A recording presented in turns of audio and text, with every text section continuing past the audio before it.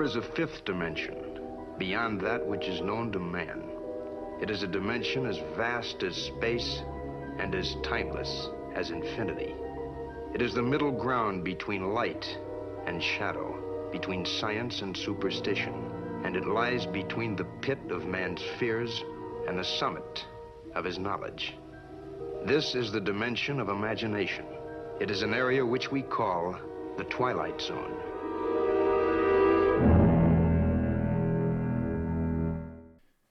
We're back. Hey, everybody, Purple Pill Show. Here we are again. The PP Show is back. Oh, geez. Timbot Das. Timbot Dose. It's Timbot Dose. And you are? Here. No, I am. The code. I am the code. Yeah. I am the code. Purple Pill Show. Oh, boy. We're back again. This show is called Judgment. Dun, dun, dun, dun. Oh, shoot. Judgment. That's what we're going to get into. It's going to be fun, though. It's not going to be a down show. You think Judgment, you immediately start going, hell. Oh, no. I think hell. Hellfest. Oh, no. Someone's going to judge me. I'm going to judge. Hellfest. Hell House. Yeah. Remember that's that? right. Remember the Hell House? That was terrible. Yeah. This is the show where we suspend our beliefs on what was and what is, and we use our imagination on what is and what could be, so we can transcend the matrix, hack the 3D, and exit the Truman Show, right? Just like... who can't wait to do that? I know. Who wants to stay the way things are? We got World War III on the horizon, supposedly. We got... sea levels rising, supposedly, all these different things. The temperature's changing. A couple degrees. It's winter, but the temperature's changing. It's mass hysteria, dogs and cats living together. So welcome back, everybody. Okay. And so we're going to start off with everybody's favorite new intro, the Mandela effect. Some new Mandela effects that I have come across. Super trippy, these things. They might be older to some people. These particular ones, apparently on this new timeline, these ones have been around for 6 years. Okay. But I just stumbled upon them recently. I mean, I haven't 6 years. That's a long time. So sure. Apparently it's been around a while. Yeah, and, that's before COVID. That's BC. Before COVID is before Cody.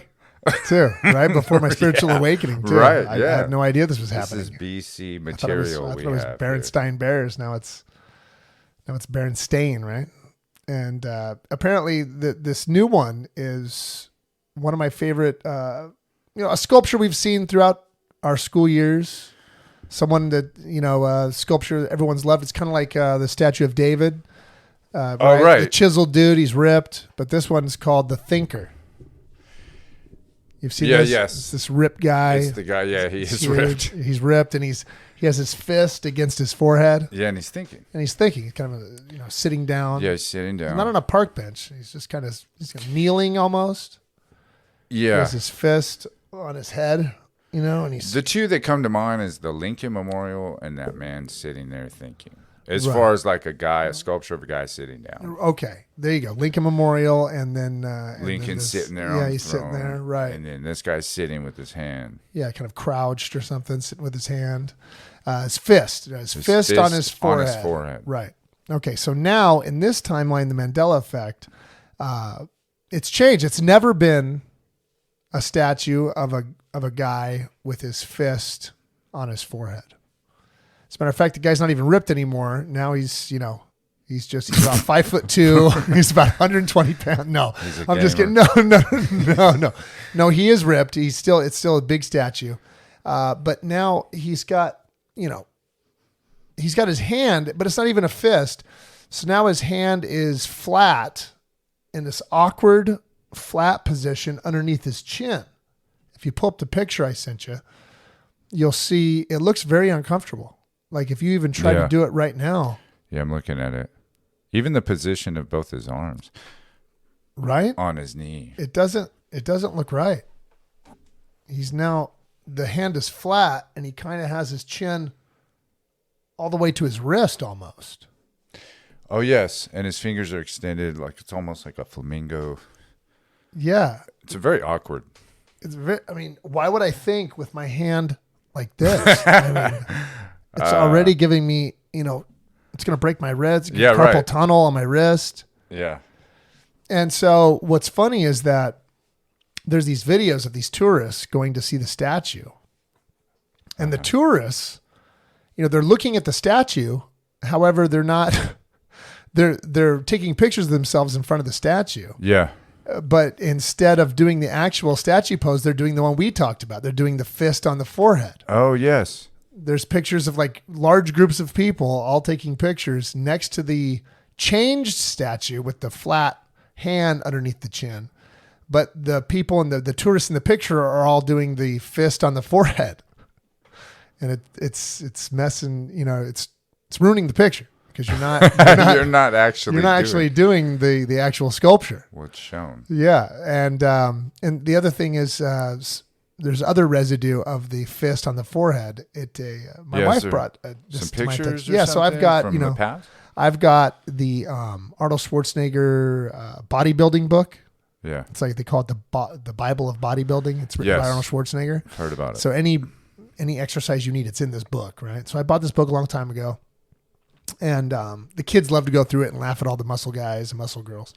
And so I guess they were flipping through it, and my wife saw a picture of the thinking man. So the thinking man is also another pose that bodybuilders do at their competitions. They'll say do the thinking man. Oh. And they'll put their fist on their forehead and do the thinking man. So she showed me in the book, look, here's the thinking man right here. It's a bodybuilder doing the fist on the forehead thinking man pose. Oh. Yeah. And then even in art books. So art book, you take a class in college. In the art book, they don't have the picture of the statue because it's been changed. It's Mandela. Mm-hmm. Yeah. So, but if you read the words, the description of the statue in the art books by the scholars that study art are all describing the fist on the forehead. Really? It actually says forehead. Doesn't say chin. No, it says forehead. Weird. It says forehead. It says that's weird. Fist and forehead. And so so that's pretty funny. It seems like millions of people are agreeing. We're all agreeing on the same thing. It was definitely fist to forehead, but now it is open hand to chin. To chin. Like fingers extending back towards the throat. On the top of your hand. That's so weird. Fingers extended towards the back, towards your throat. Okay. And like that. And now you're in pain. Now you're I don't think anyone's ever sat like that on purpose. Not only do I not want to think that way, I never want to do this pose ever again. Right. So that's another strange one. Look that up. The thinker statue. Okay. And then the second Mandela effect. This one is really strange because this one is massive. So the Statue of Liberty has moved locations. All right. So the Statue of Liberty famously on Ellis Island. This is the island where all the immigrants came from Europe, supposedly, right? They all took the boats over, Ireland, Italy, England. They took the boats. They brought it here from Europe. France brought it here. That's the story they tell us. Is it still here? It was, yeah, I know. Who knows? Is this Mandela effect? Statue of Liberty is not even here anymore? Right. It's always been over in France? No. Thank God, no. Statue of Liberty is still in New York, in the Bay there. But it's no longer on Ellis Island. Okay, so this is the island. Everyone came over. You would see the Statue of Liberty. You would read the inscription. Yeah, immigrants. Yeah, bring your tired, weary bodies to me and I'll give you rest or freedom. Yeah, it's like come here for free. Yeah, sure. And then you get processed and you go to New York and start your life, open a pizza parlor or whatever you want to do. Well, now there's apparently, and that was the only island in the Bay, right? At least in the old timeline. But now there's two islands in New York Harbor now, and Ellis Island has no Statue of Liberty on it. And now the Statue of Liberty is located on Ellis Island. On Liberty Island, excuse me. Wow. So Ellis Island is where it always was. But now, fantastically, in the new timeline that we're at, the Statue of Liberty is on Liberty Island. Now that seems a bit redundant. Okay. Yeah. If the Statue of Liberty was brought here by France and I don't think they would name it the Statue of Liberty on Liberty Island. Liberty, Liberty. Now it's the commercial. Yeah. It's just a little too redundant. So it seems odd that the Statue of Liberty now is no longer on Ellis Island, where it would make sense because that's the beacon of hope and you get processed through that island. Now it's right. Sorry, everybody coming here. You're not going to actually be able to, touch or get close to the Statue of Liberty. You just see it passing by Liberty Island. As you pass Liberty Island and go to Ellis Island, that's where we're going to process you. And so the weird thing is there's, videos and pictures on the internet now of people on Ellis Island walking up to where, you would get processed back in the old days for immigration. And there's like a big spot where the Statue of Liberty should be, and it's not there. And it's like, why is this? Why are we all walking up to this, empty kind of like pedestal type thing? Really? Yeah. So it's really strange. And then of course, across the way is Liberty Island, where the Statue of Liberty is. So have you looked into this at all and like seen like old maps? I mean, is that an island that was just formed out of nowhere, like recently, or has it always been there? Well, like according on to maps from the past, you know what I mean? So according to this new timeline, it's always been here. The island, Liberty Island has been here with the Statue of Liberty on it. And there's always been two islands in the new timeline where we're living right now. Yeah. Where we're recording this episode. There's two islands, Liberty Island that has Statue of Liberty and Ellis Island. However, the residue from the previous timeline of which we come from, okay, because there's only been one island. There's still a pedestal. Absolutely. As a matter of fact, my wife and I went to New York City last December, and we were looking out. We went to the top of the Empire State Building. We were looking for the Statue of Liberty, and there it was. And I only saw one island out there. I don't remember seeing two islands. Yeah, that's what I was asking, if that was just an island that just popped up out of nowhere. Yeah, basically, for all intents and purposes, yes, it did just pop up out of nowhere. I'd have to look at either that or maps. we popped up into this timeline out of nowhere. But what's funny is there is a painting, a famous painting. Right. So a person shared this on Twitter, an image of this old painting of the Statue of Liberty. But despite how it is in real life, with the two islands, Liberty Island and Ellis Island, there are no additional islands in the background. So either the painter was too lazy to paint the other island and just thought the painting looked better without them, or maybe this painting is residue of the collision between this dimension and a dimension where the Statue of Liberty is on Ellis Island. Okay. And here's that. I'm going to say this. I don't think a painter would get lazy about something like that. Right? In his artwork, no. Here, I'm going to send it to you. Look at this. Because anytime I've ever drawn or painted something. Look at this painting. I've always kept it as accurate as possible to what I'm looking at. And right. So there's the painting. Where's the other island? See? Yes. Doesn't make any sense. And then here's there's a pedestal. Here's more pictures. Yeah, the pedestal with nothing on it. Where the Statue of Liberty should be. Some random tower or something. That's wild. I mean, this is weird, right? You look at these pictures, like, isn't Statue of Liberty supposed to be right there? Yeah. With the three, it's gone. It's not there. Why isn't it there? I mean, that is really strange. What is this? Shouldn't it be there? Oh, yeah, right. So there's no documentation anywhere that it was actually moved? No. At any point? No. Wow. Look at this. You can't believe it, right? We're all sitting here stunned looking at these pictures. It's a trip. No one knows. It's Ellis Island. Okay, there's Ellis Island right now. All right. Here's Ellis Island. Okay, that's where you get processed. All right. It looks very old world too, by the way. Yeah. And then there's no Statue of Liberty there.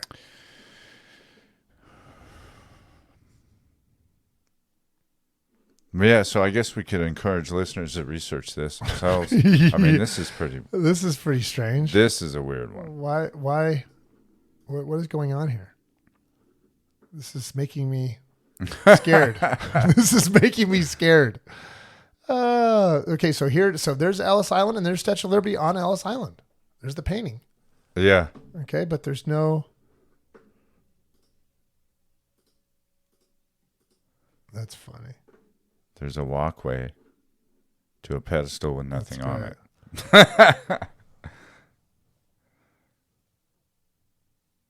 Okay, then this is the other thing. This is going to sound pretty crazy, but I saw in a thread. This is from the Mandela Effect wiki, right? Mm-hmm. I saw in a thread that apparently if you put in certain specific coordinates on Google Maps, it'll appear that the Statue of Liberty has just disappeared from Liberty Island. I'm not sure what the coordinates are. These images might be Photoshop, but if any of you guys could try to figure it out, that'd be great. And so people are just kind of playing around with this, and it could be a Google, malfunction or whatever. But, these pictures are showing it completely removed. Oh, that's so weird.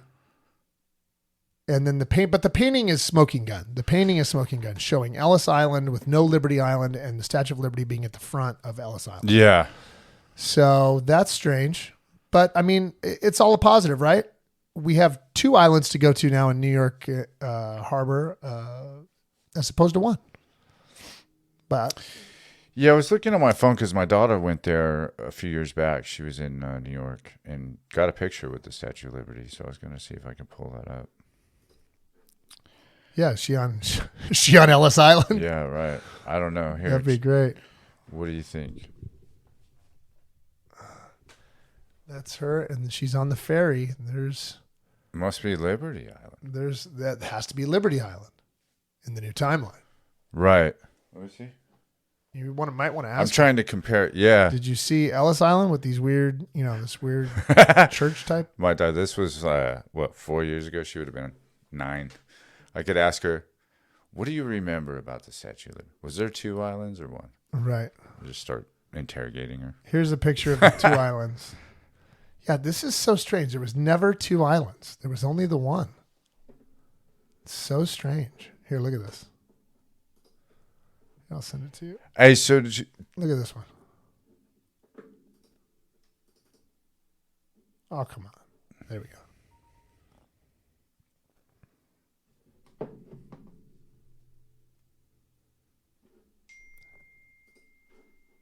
So there's the 2 islands. Oh, yes. You see, I don't, that wasn't there. This other island wasn't there. So strange. Yeah. Really cool. All right. So there's the Mandela effect that's going to freak everybody out, including me. Now I'm losing sleep. Yeah. And so I wanted to go to... We could do the topic. Judgment. Let's do the topic. Judgment time, baby. All right. So for judgment, okay, we've got 2 different things going on here, right? We've got it doesn't make sense, okay? The mainstream theological, the mainstream church theological idea of judgment makes 0 sense and freaks people out when you're in the church and this is the crux of absolute terror, right? Whether you believe what they want you to believe or whether you don't, you're still, even if you believe what they want you to believe, you're worried about other people, your friends, your uncle. They're going to all be judged. Oh, of right? course. And even then, but I'm saved, but they're going to be judged. And then reverse. You're not with your family group. You're not in the church. And then you're like, well, just, it's going to be fine. But in the back of your mind, because of your extended family, you're thinking, and I'm going to be judged one day, what's going on here.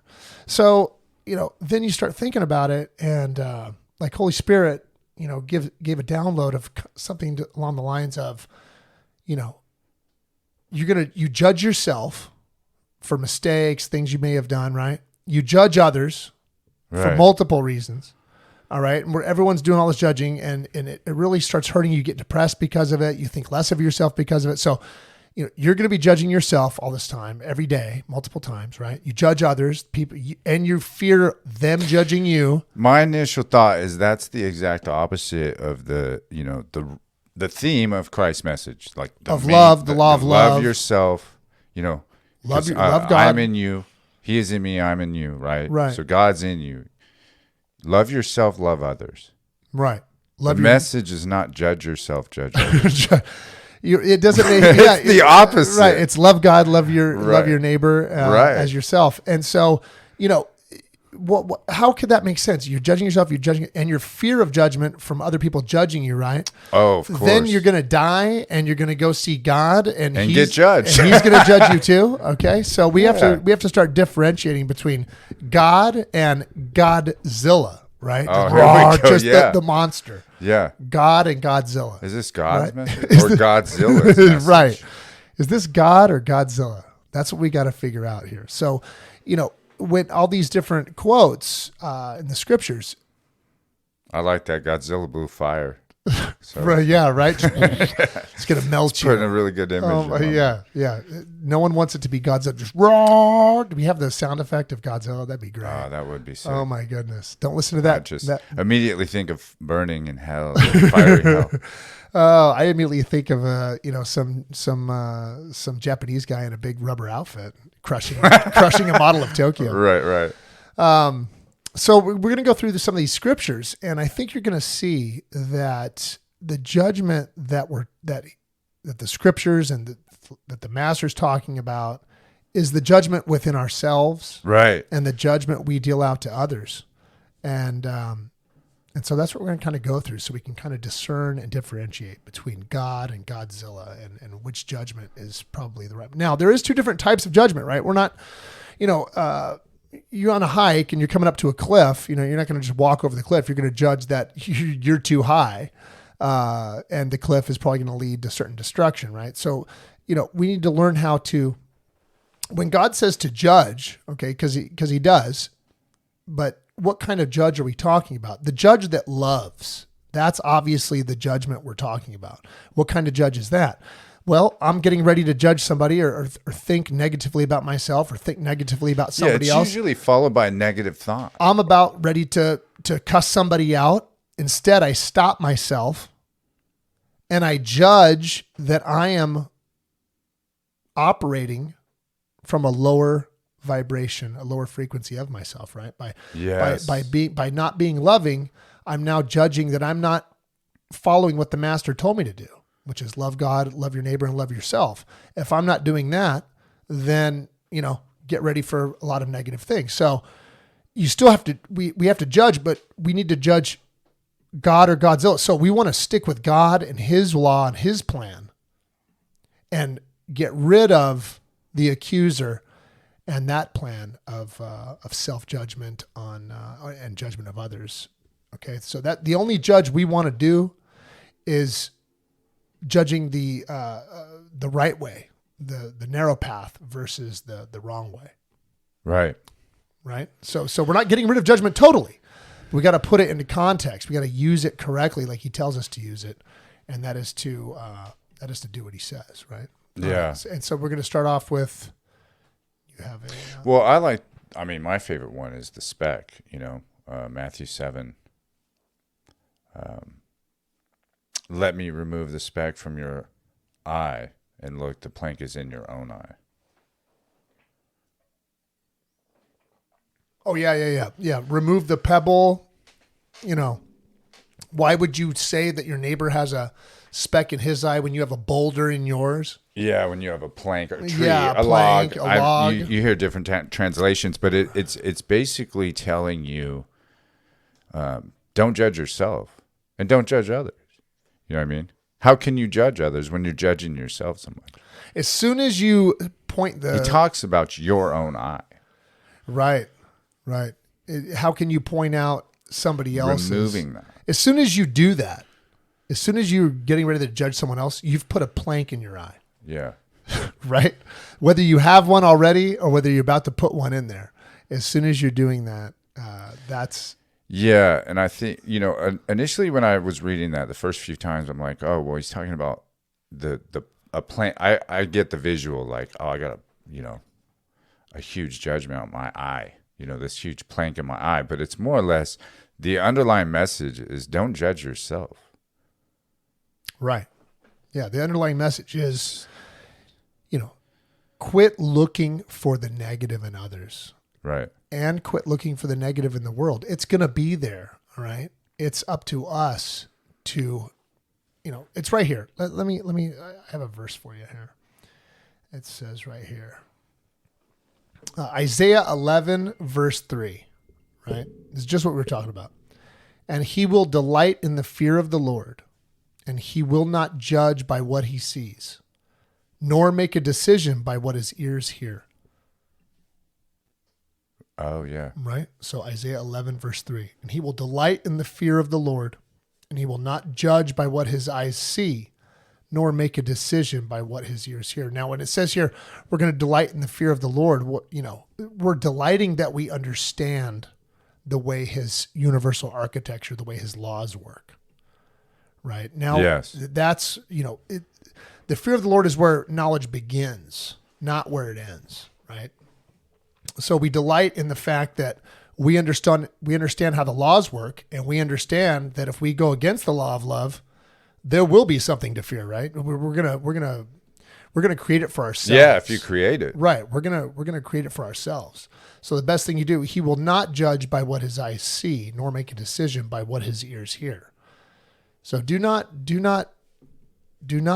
judge by what your eyes see or by what your ears hear, because it's going to be, the 3D, the system is going to try to throw stuff at you all the time. Oh, I'm going to piggyback on that with John 8:15.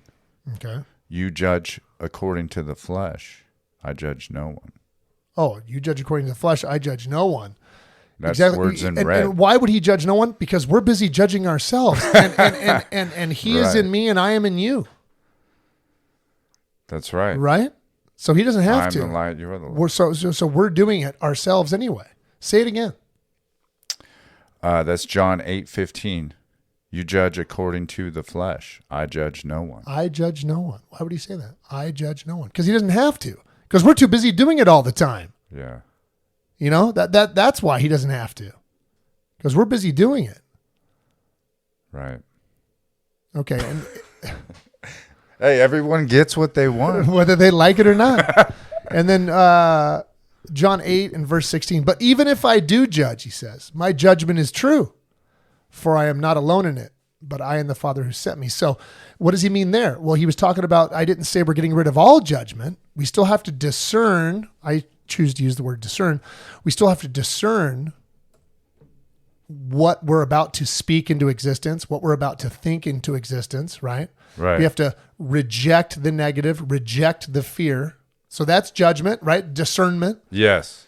Knowing that, I'm about to go on the wrong path, which, the word sin means on the wrong path, right?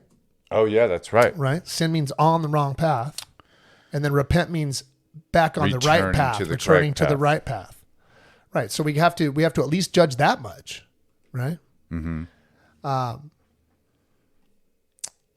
And then we got another one over here. And it's going to be... I found a really good one on Proverbs. Dude, I'm trying to find it again. Luke 12, verse 14. This is the master. But he said to him, man, who appointed me a judge or arbiter over you? Right. So again, he's saying there, you got to deal with your own stuff. You have to, why would I be appointed the judge when you're already judging yourself? You're already making your own choices. Right. Right. So then a lot of people, they go, well, he says here he doesn't want to judge, but over here he says he does want to judge. No. He's talking about two different judgments. One judgment of your day-to-day, moment to moment, of others, the world, how it's affecting you. Okay. These are the things we have, because in another verse, he says, don't worry about anything. Believe you've received it and it will be yours, right? Yes. Give no worry to the world. We've heard that a bunch of times. Okay, so that's how you can know that he's because if you read the New Testament, if you read the scriptures, that's what he's always kind of going in between is the world. And what is that? The inner world and the outer world, right? Yes. He's going between those two. And then the law, what you're supposed to do. Love God, love your neighbor as yourself. Right. Hey, I found that one that's Proverbs. Okay, go ahead. I wanted to deep dive into what you were talking about a minute ago. It's Proverbs 2:7-9, right? So this is kind of deep, right? He lays up sound wisdom for the righteous. He is a shield to those who walk uprightly. He keeps the paths of right judgment and preserves the way of his saints. Right. Right? Then thou shalt understand righteousness, understand judgment and equity, Wow, and ye every good path. There you go. That's exactly correct. You're towing the line between the two. Right. Okay. The only judgment that we are called And to it's a to fine make. line. Yes, the only judgment we're called to make is the one. Are you Of doing what the righteousness? yes? Right. The one that Master says, or the one, or all the others. Right. You want to judge whether you're on the right path. That's the only judgment you want to do. Hey, that's like that line in the Serenity Prayer. Do you know that? Grant me the serenity to accept the things I cannot change, the courage to change the things I can, and the wisdom to know the difference. And the wisdom to know. There it is. The discernment. That is the discernment. That's the only judgment we're called upon, right? We got correct. We got John 3 verse 19. This is the judgment. Okay, here he goes. This is the judgment. Is this God or Godzilla? Right? I'm scared. I don't know. This is the judgment that the light has come into the world. I am the light. You're the light. Right. Okay. This is the judgment that the light has come into the world, and men loved the darkness rather than the light, for their deeds were evil. Right. That's the only judgment that we're even supposed to. Either you accept that the light's come into the world, or you keep going down your own path, and you love the darkness rather than the light, because you know that your deeds were evil. Right? That is the only judgment we're supposed to discern between.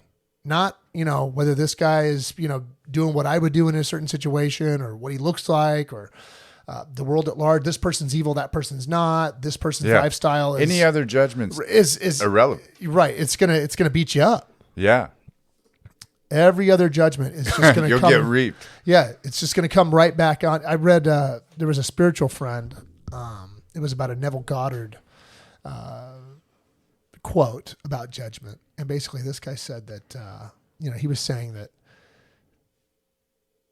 you're basically you judge. We judge every day, but when you judge the other, whether it's the homeless guy that's been annoying you, or what your boss, or whoever it is, every judgment you made against that person in your mind or with words with someone else, every one of those judgments are going to come back on you. Tenfold.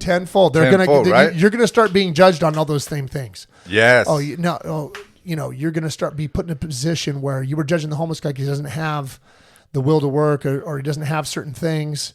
And then you're going to be put in that same position of you didn't have as much as, your boss or the other sales guy or your colleague, or, I'm just giving different examples here. Just look out for that. If you judge someone and you knew it was wrong. I mean, it says right here, Matthew 7:1, dude, do not judge or you will be judged. That's it. That's it. That's it. That's it right there. That's it right there. Done. And for the same way you judge others, you will be judged. And with the measure you use, it will be measured to you. Oh, I mean, I'm speechless. That's pretty. That was just saying that. So right. Forget spiritual friends. I mean, that's the master right there. Yeah. He's coming right at you. Now, this is the thing I want to tell you too, right? Is that if you can catch yourself, if you can stop yourself in the moment. I don't know about time, like if it's 5 minutes. I don't know the grace period that the universe. Shot clock. I don't know. Yeah, I don't know if you get a 24 seconds before you can make the basket, but I do know that there's something called taking it out of the law. Okay, and if you can stop yourself within a reasonable amount of time, I guess everyone's different, and you can remember and go, oh shit, I shouldn't have done that. I really shouldn't have thought that about that person. I don't believe that about that person. You can say out loud or in your mind, I take it out of the law. And it takes that judgment, right? Of correction. Yes. And returning to righteousness. Takes it out of the law. Right. You are forgiven. Right. Your sins are transmuted immediately. Right? That's what eternal forgiveness is, dude. That is what it is in the moment, you're doing this. Just the mere act that you of loving yourself too, right? You recognized that what you had done 5 minutes ago, 10 minutes ago, who knows what the statute of limitations are, but just you recognizing that you went too far and wanting to take it out of the law, wanting to be better and saying I'm not going to do it the next time. Just that alone is enough to just change the world right there. And you get a couple free throws. There's no shot clock violation. Yeah, no. But I mean, you get 6 fouls, you're out of the game. You know what I mean? Yeah, this ain't no in-season tournament. Okay. You get teed up. You get teed up. Just boop. No. So no. But you can do that. You can. We've said that in other episodes. Yeah. Just the mere act of trying to change will change the world. That changes the world. Yeah. You don't have to master any of this. Yeah. For sure. Oh, right away. You'll see it taken out of the law. Things will immediately start going back to the fifth dimension where you want to be. We're in this, if you do what he says, you'll live in this fifth dimension as we are, you and me especially, as we are seeing and kind of going through this thing. Mm-hmm. We're staying longer and longer in the land of Oz and less in the land of the world. Yeah, right? and you get more familiar with the universal laws. Oh, and not breaking them so much. Yeah, well, you don't want to break them. Right. You don't want to break them. You just got to be honest and try to do what's right, and don't I can't tell them the truth because I might lose this, or I might don't just move forward. Yeah, love God, love your neighbor as yourself. Sure. And John 8:15, you a judge according to the flesh. I am not judging anyone. Yeah, because we're busy. We're too busy doing it. He has no time. Dude, he's just up there laughing. No. Right. So, if you are talking to your mainstream church friends or spiritual discipline friends, and they want to throw a big fear campaign, you got to have your discernment up, right? Are we talking about God here, or are we talking about Godzilla? Okay. Because if it's Godzilla, it's man-made, it's fake, it's made up. There's no Godzilla. I wanted to add to that. I've known a lot of people that are steered away from church. Right. Because of Christians that judge in there. They feel like they're, or the implied judgment. Overpowering. Right. Yeah. They're a bunch of Godzillas.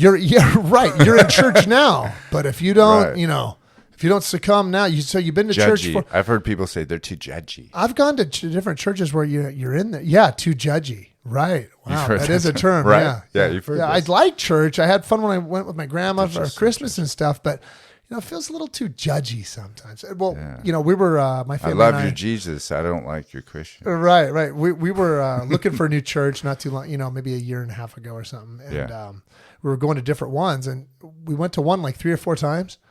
And we thought we could just keep going, with with no judgment, right? Yeah. We get in there and pretty soon we're like, we're just having coffee.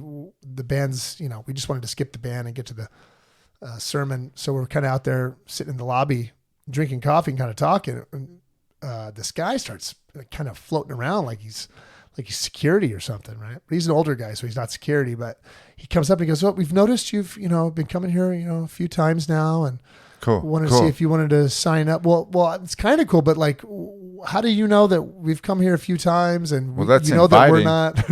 I mean, it is, but can I just come? Friendly. Yeah, I know, but can I just come? Yeah. Do I have to sign up now? I don't want to sign up. So that's why basically, we were just being real nice. Go, yeah, we don't know. The band's whatever. We're here for the sermon. I kind of felt like, you have to shit out, get off the pot type of thing. I guess you can't just go to churches for a long time. We noticed through our facial recognition cameras that this is your 3rd time here. Yeah. The Holy Spirit told us you were heathens and that you're just coming for the free coffee and donuts and for your kids to be babysat while you guys make out in the pews. That's not going to work for us. Please come with us downstairs. No. I'm just kidding. But no, I'm not kidding about the guy following us around and kind of. Sure. No, a lot of places are very inviting and They have greeters at the door. Yeah. Maybe he did notice something. No, well, I mean, give me the pamphlet and let me go on my merry way. Right. I've noticed you've been here 5 times. Are you going to sign up now? Are you going? It's not that bad. It was pretty trippy. It was pretty trippy. Oh wow. And Randy was Mr. like, Anderson. Yeah, hello, Mr. Anderson. Are you ready to become part of the church now? We have a great sermon on Godzilla tonight. So that's what we want to make sure, right? For God did not send John 3:17. For God did not send the Son into the world to judge the world, but that the world might be saved through him. Oh, there you go. There you go. Right? For God did not send the Son into the world to judge the world. Because there's enough judgment here to go to last a freaking eternity, but that the world might be saved through him. Yeah, how would be saved? Love God, love your neighbor as yourself. Done. Right. He who believes in him is not judged.